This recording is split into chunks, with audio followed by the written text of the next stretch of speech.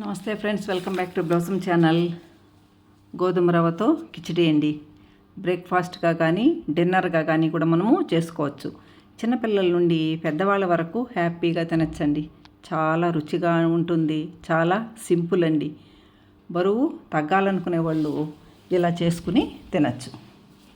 Vegetables అంతా cut చేసి ఇలా నీళ్ళలో వేసుకున్నాను చూడండి. పీసు, క్యారెట్, ఆలు అన్నీ కట్ చేసి పెట్టుకున్నాం. మనకు నచ్చిన వెజిటబుల్స్ మనము వేసుకోవచ్చు. దీంట్లో మీల్ మేకర్ కూడా వేస్తామని కొద్దిగా నానబెట్టానండి. అది కూడా మనము వేసుకోవచ్చు. వెరైటీగా ఉంటుందండి. కిచడీతో మనం పెసరపప్పు కూడా వేసుకోవచ్చు. అది వద్దనుకుంటే మనము ఇలా వెజిటబుల్స్తో కూడా చేసుకోవచ్చు. స్టవ్ వెలిగించి పెనం పెట్టుకుని ఒక 3 స్పూన్స్ లేదా 4 స్పూన్స్ ఆయిల్ మనం వేసుకోవాలి. రవ్వకి తగ్గట్టు పోపు వేసుకోవాలి. మినపప్పు, పచ్చెనగపప్పు, ఆవాలు, జీలకర్ర ఇవి వేసి బాగా బ్రౌన్ కలర్ వచ్చేంత వరకు ఇలా వేయించుకోవాలి. వేయించుకున్న తర్వాత కట్ చేసి పెట్టుకున్న ఉల్లిపాయ ముక్కలు, అల్లం కొద్దిగా దంచి వేస్తున్నానండి. పచ్చిమిర్చి వేయలేదు. చిన్నపిల్లలకి తినడానికి పచ్చిమిర్చి వేస్తే కారం అంటారు కాబట్టి ఇలా టేస్ట్కి అల్లము కొద్దిగా వేశాను.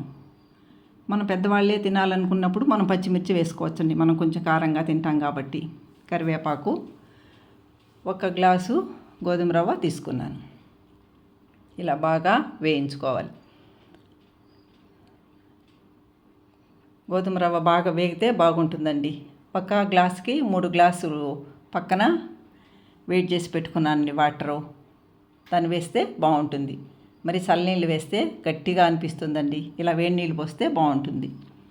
కొద్దిగా ఉప్పు, రాళ్ళ ఉప్పు అయినా వేసుకోవచ్చు, మనము టేబుల్ సాల్ట్ అయినా మనము వేసుకోవచ్చు. ఇలా కొద్దిగా ఉడికిన తర్వాత కుక్కర్లో ఉడకబెట్టుకున్నామండి. వీటినన్నిటినీ బాగా మెత్తగా వస్తాయి. పిల్లలు బాగా తినచ్చు.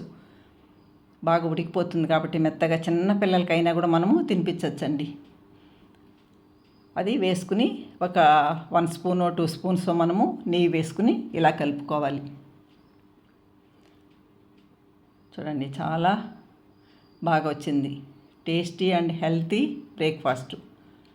నైట్లో కూడా మనం అన్నము, కూరలు అవన్నీ చేయాలని విసుగ్గా ఉండేటప్పుడు ఇలాంటి ఐటెం చేసుకుని మనం తిన్నామంటే మనకి హెల్త్కి మంచిది అండ్ ఈజీ ప్రాసెస్ కూడా.